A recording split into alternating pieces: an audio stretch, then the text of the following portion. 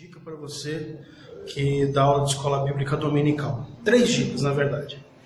A primeira dica é a seguinte: comece a sua aula com uma história.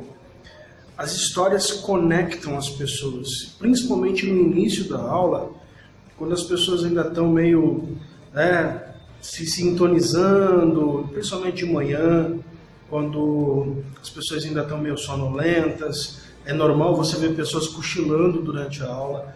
Então comece a sua aula de escola dominical com uma história relacionada à lição, relacionada ao tema que você vai tratar naquela aula.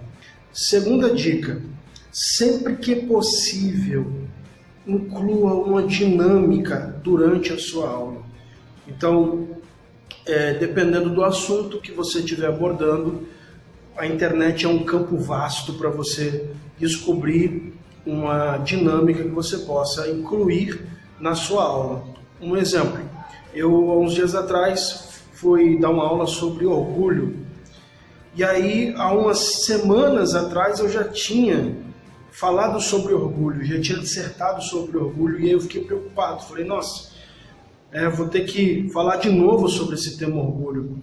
E aí eu entrei no Google, digitei lá, dinâmicas sobre orgulho, e achei uma dinâmica que se encaixava muito bem naquilo que eu ia falar, que era escrever frases que relatavam um sentimento de orgulho de quem estava falando. Por exemplo, eu não preciso de ajuda, ou se fosse comigo faria diferente.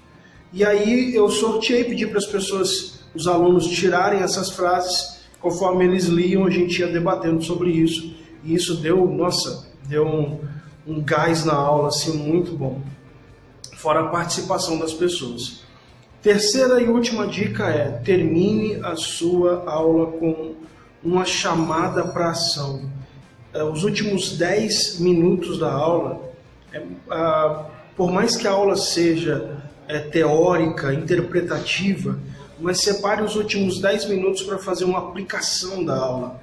E aí você termina a sua aula lançando um desafio para as pessoas que estão ali presentes e chamando as pessoas realmente para uma atitude, para uma mudança. Então sempre conclua a sua aula com uma chamada, com uma espécie de apelo para os alunos que estão ali presentes. Essas são as 3 dicas. Forte abraço, graça e paz.